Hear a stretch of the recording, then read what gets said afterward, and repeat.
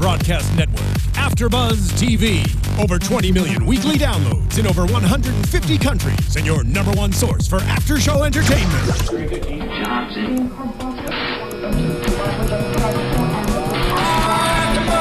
AFTERBUZZ TV, the destination for TV superfans, producing after shows for over 300 of your favorite TV shows, interviewing celebrities and showrunners, and bringing you behind-the-scenes exclusives. All thanks to E! Entertainment's Maria Menounos, producer Kevin Undergaro, and internet leader Akamai.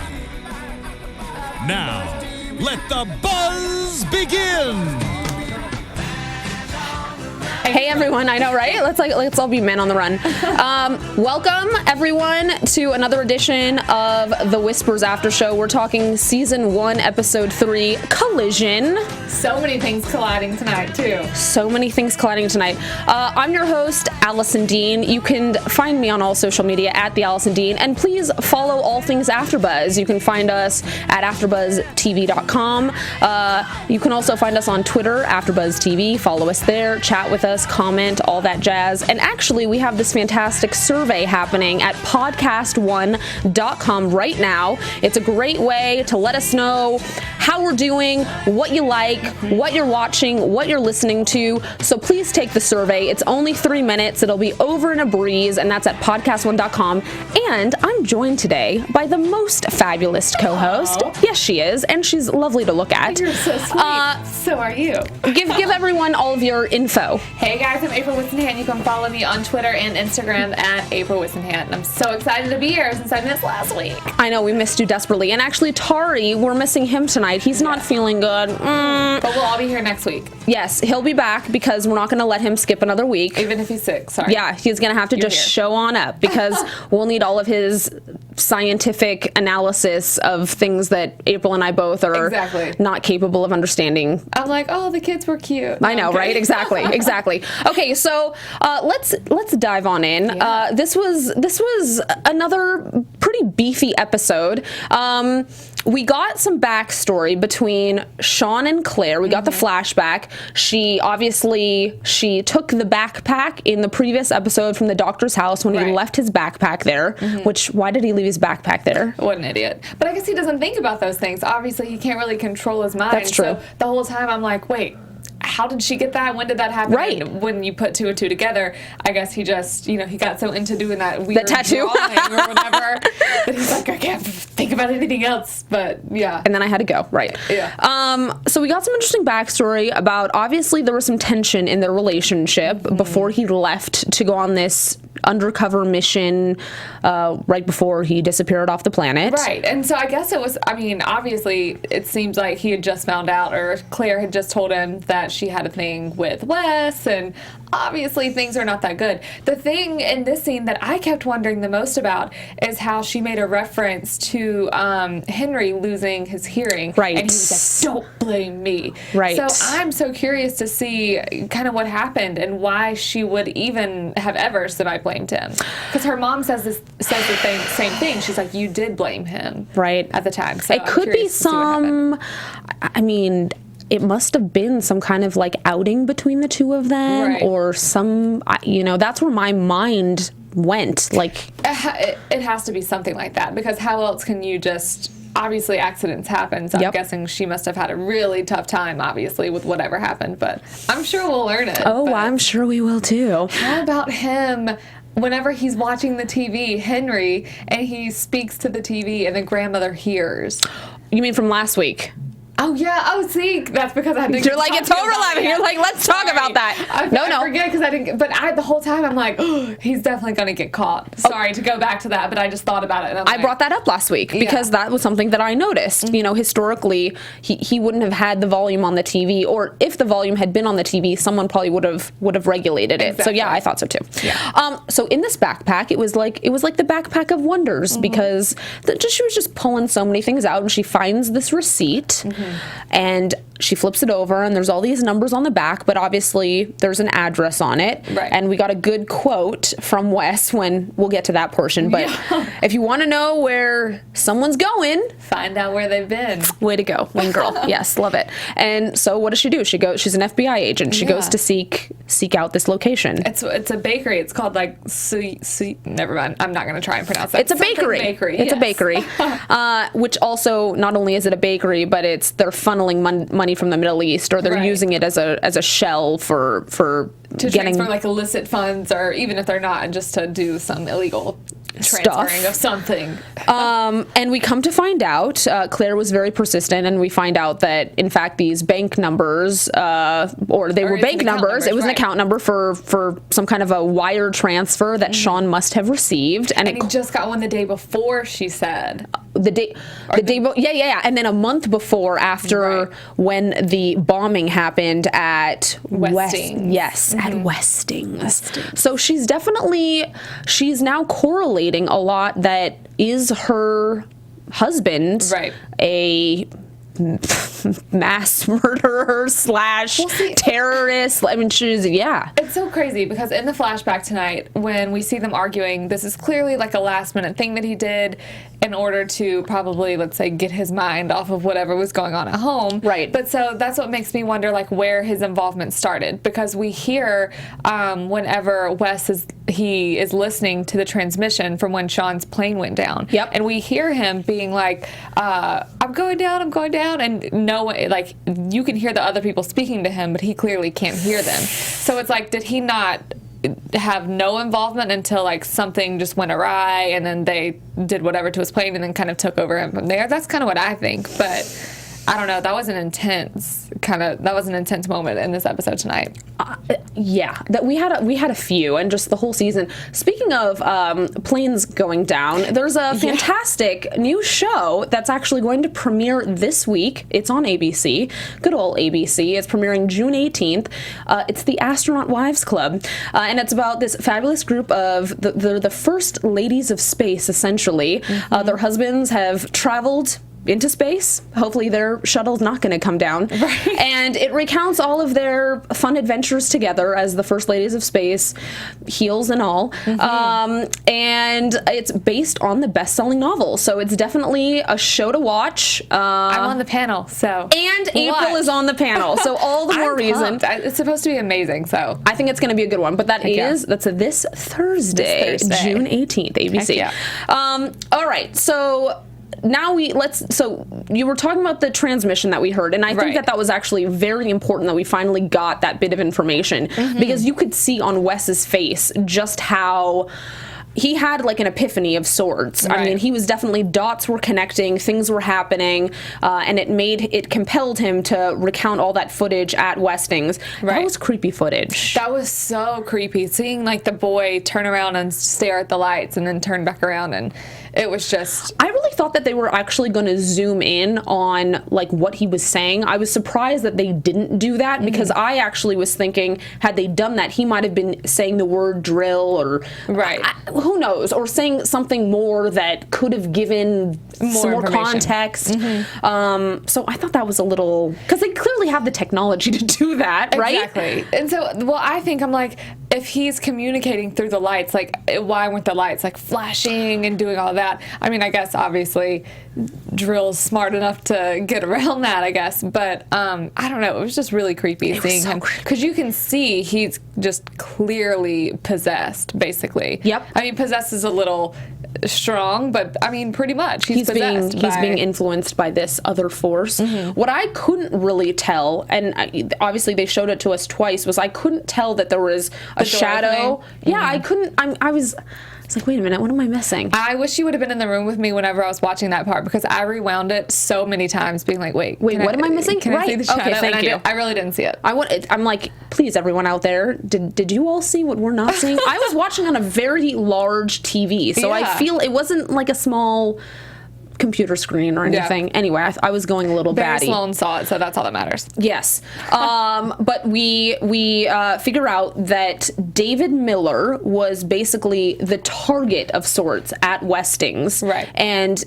basically he was trying, or moments before the explosion happened, he was trying to send this email that had a photograph attached to it, and he was sending it to Harper's father, right? His name is Harrison, and he is the head of the Nuclear Regulatory Commission. Right. So it was a cooling pipe in a nuclear plant that was bad, and so and this guy was just a tech, the David Miller guy, and so he was sending it to Harrison, Harper's dad, who was about to go, or was on his safety trip. I forgot how they worded it, but his annual safety inspection. He was on that, so obviously this would have been a huge bit of information that he was sending to them. Right. Sorry, I get handsy when I talk. No, I love it. I was like, I get handsy too. And just interesting, though, that we're now the jigsaw puzzle is coming together a bit about why all these different children whose parents have these very serious jobs are coming together in the way that they are. But so his trip was cut short because of what happened to Harper's mom. Exactly. So it's like, I don't know if they were looking to just do to hurt one of them and to stop it, but obviously he just had to go for both just in case. So it's like he had the David Miller guy killed by this little child, and then who was remember they referred to him like he was getting too old. He was starting to understand things. I mean, what if this explosion happened, like, we know that the email was never sent because the explosion obviously hindered all of the telecommunication, internet, Wi-Fi lines, or what have you. But I suppose it's one of those drill things where, of course, it all worked out because drill was behind it all. But my mind also went to, it's an email. If you press send, it's gonna send. Yeah, but then I guess it's like, but because Harrison's trip was cut short because of the accident with his wife, maybe he wouldn't have paid attention to it anyway. Right. I don't even know, but it's just crazy to me. Like, now even though I've known what Drill is doing to these kids, he literally he's playing the game of, let me put someone that you love in harm's way and then make them better. Like, of course, if that was, I think the scene with Harper in the hospital and her mom, and she's like, you said you were going to make her better, and then you see her come to, kind of. It's like, of course, I would be doing the same thing. I'm like, heck yeah, Drill. I'll whatever you need, Drill. Whatever you need. Save my mama. Right. Yeah. And he knows exactly what he's doing, and he's just using them in a crazy way. I actually, though, it was a little hard to believe that that Harrison wouldn't have his phone on him. Oh, I completely agree. I didn't see that happening, and I also didn't see someone with the kind of job that he has to have an unlocked cell phone where she could just a message comes in, and my, how old is she, 7? My 7-year-old just knows all the things. I mean, I guess, I should say 7-year-olds today are pretty, I'm sure, savvy with the phones, but no 7-year-old can I forget what she I am aware of the situation, will handle, or something like that. And I get, he can, he speaks to them through the lights, he can tell them what he wants them to do, but he can't, he doesn't have magnetic powers to go into them and teach her how to send a text. That would be tough for me to send if I wasn't paying attention. Yeah. And I mean, she's really, I don't know, that was a little unrealistic for me as well. I thought so. Too. And he's standing right there and you don't hear your daughter grabbing, I don't know. It seemed that was a hard to believe scene for me. Yeah. A little bit. Harper is still killing it, though. She is the cutest little diva. Yes, she is adorable. And creepy. Yes, I agree. I mean, the kids are definitely Minx is creepy. Oh, Minx is the creepiest by far. She has gold stars for creepy factor because she has won. So, speaking of Minx, we get a very juicy scene where Claire, Wes shows up at Claire's house, which that was odd. It's like suddenly you see the man that you were having an affair with open your front door. Right. She's like, Henry's like, oh, are you going to call Mr. Lawrence? Because he's looking for you, and then out walks. I know. Hello, Hello, Barry Sloan. And she didn't even really react to it. She's just like, oh. I know. He's here. Right. That was kind of priceless. But obviously he's finding it invaluable. She is invaluable in the quest to kind of figure out if it's really Sean, what his intentions are, what the role the kids are playing in all this. Right. And he finally realizes his daughter is talking about, Well, what's so crazy to me is that, and I kind of just thought of it now when you said that at this point in the episode, obviously Claire knows that it is Sean, but she hasn't, and everyone else is on to that it's Sean as well, but she hasn't given them the information that she has yet, and she doesn't, I don't think she thinks that they know that she 100% knows that it's Sean. No, I don't think, because she doesn't know that Wes was following her whenever they went to she went to the doctor's house. Right. So, yeah. There's certain things that are definitely being withheld from her. Right. But we get that priceless scene where obviously Wes asked Claire to talk to Minx about Drill because she is a child specialist with the FBI. Right.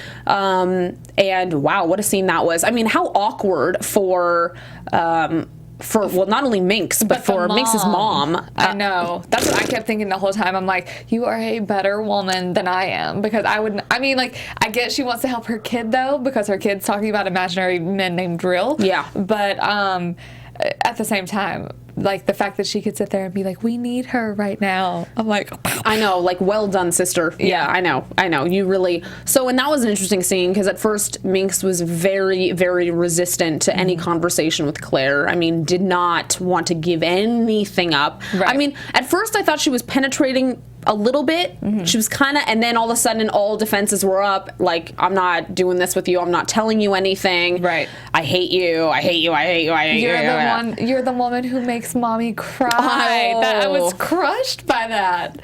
So I mean, she's a great creepy actress, but she can turn it on. Tug at those heartstrings too. She can. But finally, we do get a little bit. Her mother was able to sort of simmer her, sit her down, get her to reveal some of the information about the location of the tattoo that we saw on Sean's arm. Right, because now we know that obviously the locations are either or the tattoos are a person or a location.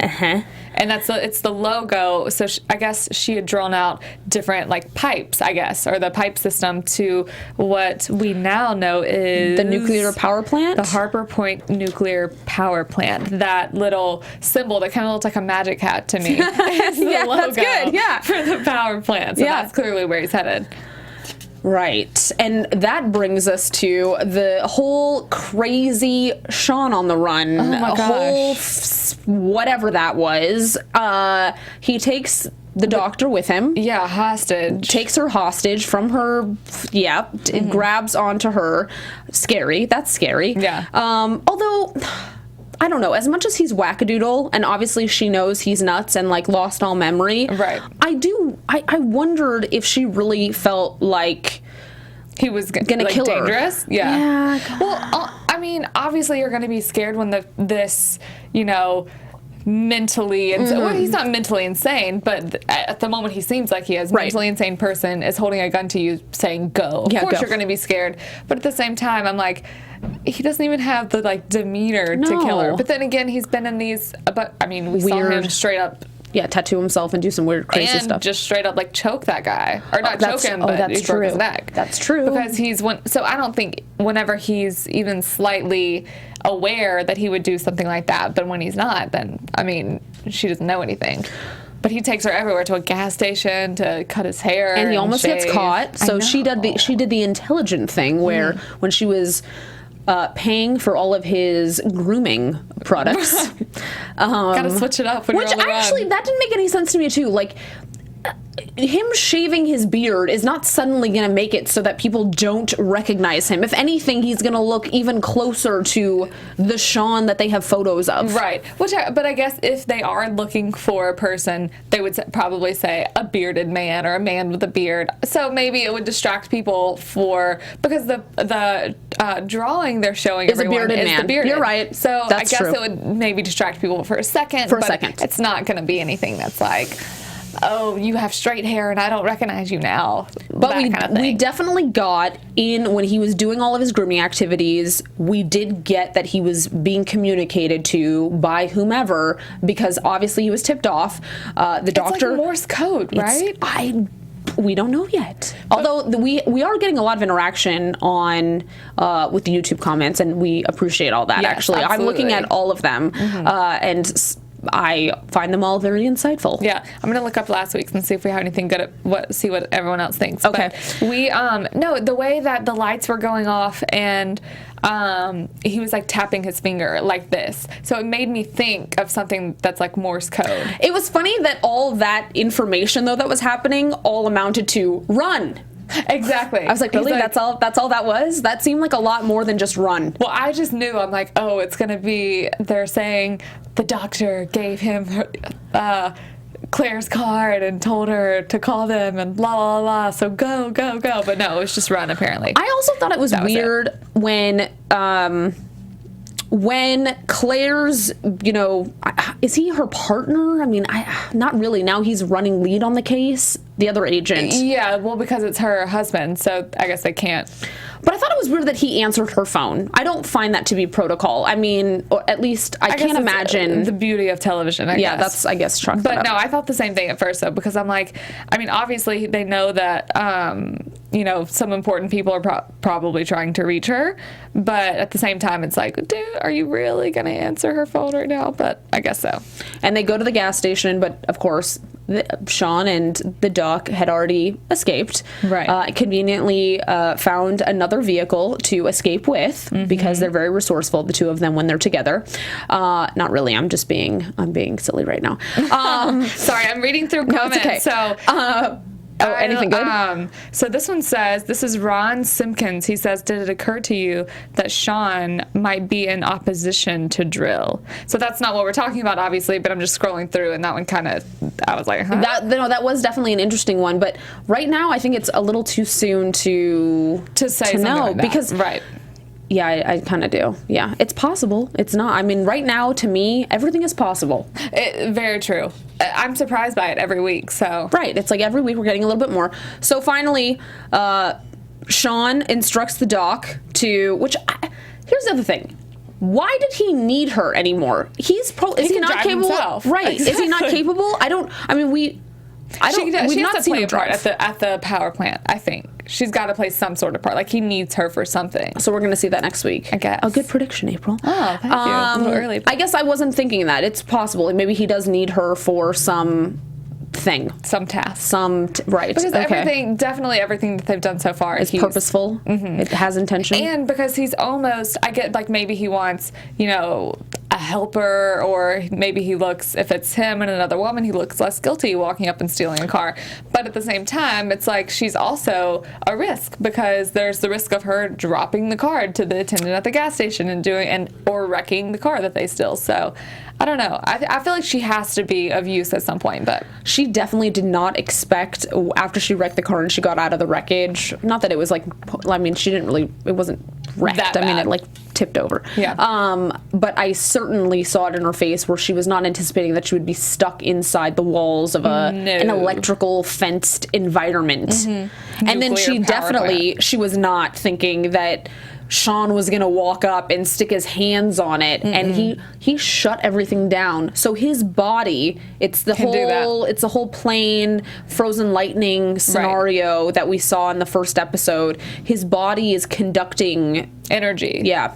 So I think Tori said that actually. He is like the conductor of something is going through him. Clearly, he can shut down an electrical fence. So we just don't know exactly how it works. I'm very curious to see how that all plays out, right? I'm quite curious. All right, so that was Sean on the run, and then we also we get a scene between Minx and like a child psychologist who's basically telling her to Minx isn't real. Drill.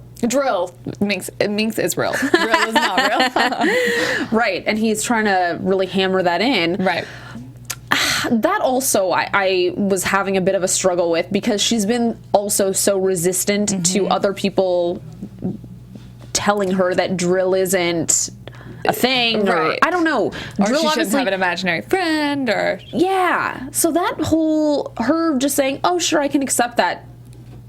I definitely agree with you. The only thing that made me be like, okay, this is a little different, is because he took like the hard-nosed route. So, I mean, I'm not a psychologist, but, you know, I feel like they have certain ways that they work. So he, you know, he said, it stops right now. This is it. Drill is not real. You do not play with him anymore. Right. She was like, okay. Yeah.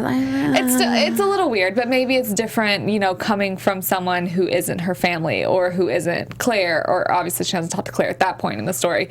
But I agree with you. I had a hard time being like, oh, it's that easy. Yeah. And then when she gets in the car, whenever her mom is still talking to the psychologist, she and Drill is like communicating through her, or to her through the radio. Yep. And she's like, no, stop it. It seemed a little like easy, or I'm like, oh, something bad's gonna happen to her because she's not playing. We'll see, I guess. Well, and the funny thing is I was not anticipating that they were going to. We don't know if he's dead yet, the psychologist. Right. We don't know because look, I thought that Harper's mom bit the bullet, so it's not. But it just seemed like he was an odd target. It didn't make sense to me as to why all this other stuff is obviously leading to something bigger in the sense of like the nuclear power plant and the guy and the this. I don't understand how child psychologist guy plays into it. Like, why couldn't he been left alone? Maybe because he was so convincing, and they're not sure why. I don't know. I don't think so, but according to how Ming's acted, he was. I think she was just being deceptive. Like, oh yeah, sure, I'll play along. Yeah. He's done. She's a lot smarter than we think. That's what I mean. That's for sure. Like, that's why I was kind of like, wait a minute. So maybe they just need to take him out temporarily. How sad was that? I totally saw that coming too, by the way. I didn't see the kid. Like, when the ball, I was like, oh, he's going to do that and he's going to fall in the car. I didn't think, like, oh, he's going to miss the ball and there's going to be a kid standing there and then, pow. I didn't know how it was going to happen, certainly. But the minute, like, headphones went on and I saw him on the bike, I'm like, this isn't good. I thought he was going to get electrocuted through his earphone somehow. Oh! Because I'm like, electric and power. I don't know. Oofta. That would have been really, really No, bad. that was a sad state of affairs. And, like, who's that kid? Who knows? Is that another one of kid Drill's playing with? It's a part of the army. We just haven't met this guy yet? Yeah. Oh, Lord. The drill army. The drill army. And it looks like the drill army perhaps next week is going to be expanded slightly, at least in the preview that we saw. I think Henry's going to get more involved, that's for sure. Yes, so Henry, that's another, because how we left it with Henry was he overheard some piece of the conversation between Wes and Claire, and he realized that his father was not gone. Right, exactly. So Henry was praying to Drill to bring his father to him. That's how he's going to get used so much. He's like, I'll do anything, Drill. I'm like, what is anything? Oh, God. What are you talking about? Yeah, what are you saying? What are you doing? Yeah. What?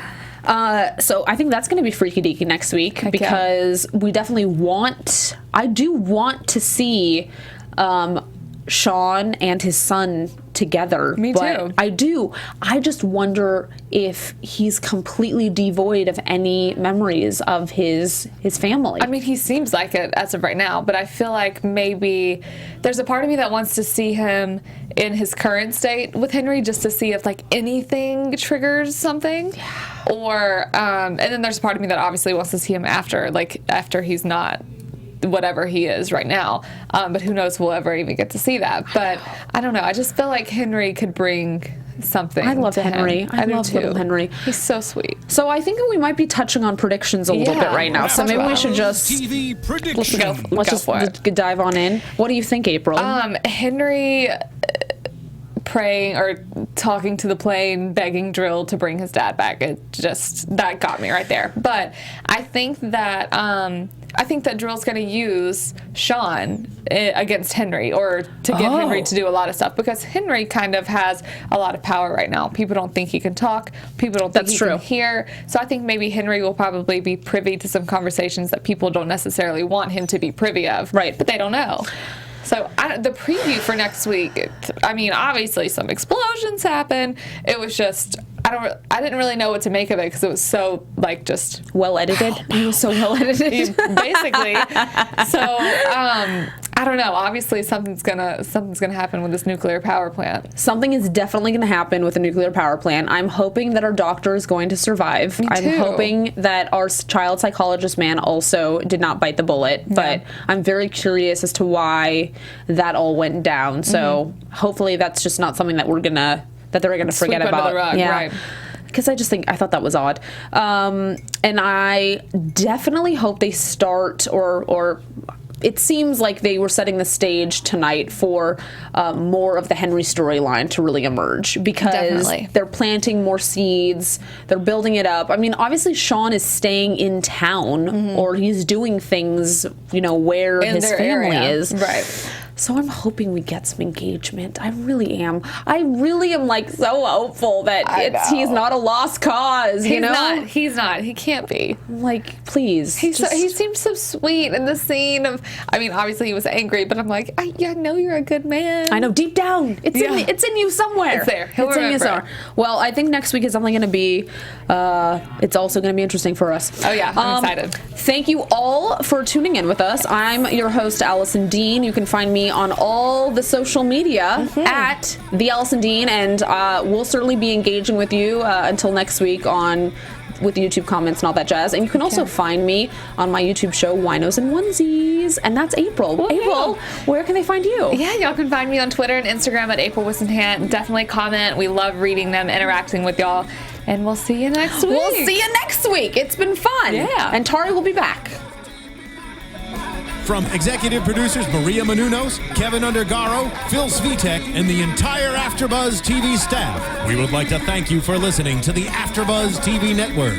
To watch or listen to other after shows and post comments or questions, be sure to visit AfterBuzzTV.com. I'm Sir Richard Wentworth, and this has been a presentation of AfterBuzz TV. Buzz you later. The views expressed herein are those of the host only and do not necessarily reflect the views of AfterBuzz TV or its owners or principals.